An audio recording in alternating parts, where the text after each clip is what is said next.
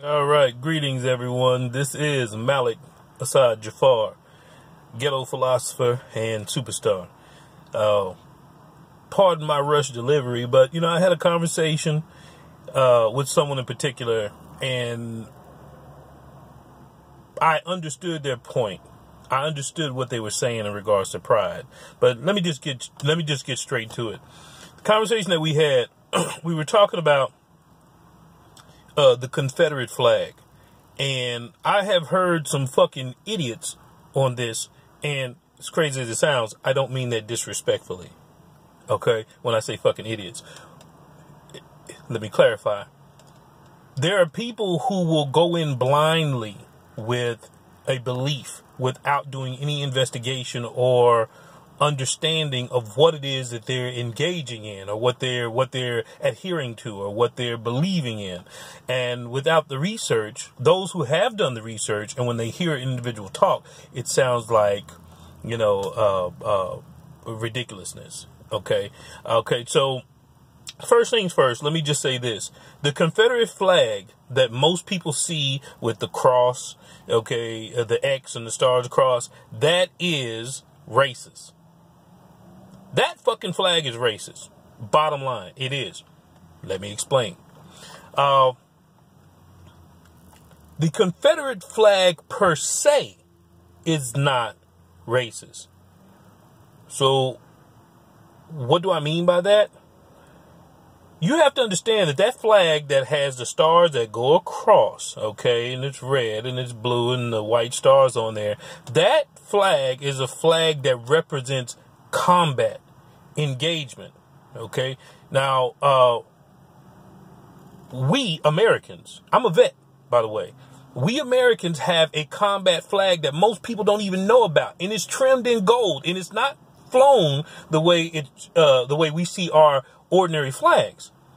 It's flown up and down. That is a sign for us being in combat.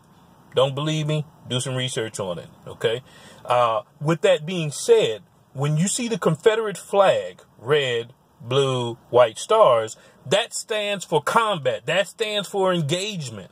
And so when you see that shit, that is a representation of someone that the South will rise again. That is someone who wants to adhere to the same rhetoric that was going on during the time.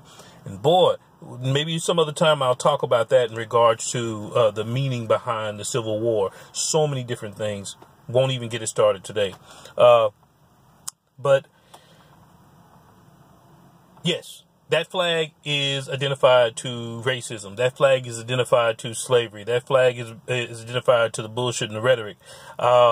If there is a representation of pride that a person wants to present in regards to the South and the Confederate flag, what they should do is do again the research and look and see that the Confederate flag that represents the ideals, dare I say that, but I'm just saying that pride that people end up talking about, it's a flag that looks like a Confederate flag, but it's smaller and it's in the top left-hand corner. The base of the flag is white, and on the far right-hand side of the flag is a red strip. That flag in particular is a representation of those who want to talk about pride and things like that. That's the flag that should be flown. But not once is that flag flown. There's some history behind that flag. People should do the research. If you're not flying that flag, then the other flag that you're seeing is racist. Now, America has been in combat. They've been in wars. They've seen Grenada, Japan, Germany, just to name a few. And there's a specific reason why I name those. But they've been in conflict with a few other countries. And it's debatable whether or not they were considered victories for the United States. Not a place that we have conquered in combat has promoted their flag and flown it around on our U.S. streets in honor of the actions or the image of the people that we were in combat with. Now, if you had a person, Japanese of descent, who was flying the flag, and somebody was curious to know, why are you flying the flag? And they start to pronounce the things that took place during the war, you're going to have an issue. If you had, a Nazi flag, right? Which I don't care if someone says, well, in the Middle Eastern, belief systems, that's considered a luck. That's considered lucky, or it's considered something of prosper, whatever the case might be. If you had someone floating that Nazi flag around here and trying to promote that and saying this is what it means, you cannot bypass the history of what was going on with that flag. You can't. And in regards to the war, you cannot promote it and sustain the belief that the Nazis had during their time in America and not be considered racist or considered something negative. So if that be the case, if you have that going on, why on earth would an individual be allowed to fly the Confederate flag and promote that as being history or pride or fill in the blank when it is attached to so many things that are negative? I'm not against flying the Confederate flag, but you got to understand what the Confederate flag actually was, not what is being flown. Now, on another note, I'd like to say this. I do appreciate those who fly the flag for one reason and one reason only.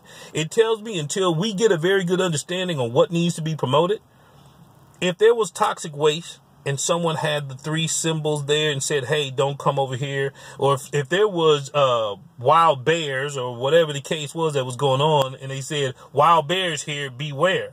Okay, I appreciate that warning. When I see a Confederate flag, it tells me that there's a person who has ideals of a dynamic that is highly in my opinion, inappropriate, and it's a place that I need to stay clear of because it could be detrimental to myself and anyone else for that matter that is not of that philosophy. So, be blessed, stay safe, and I will see you next time.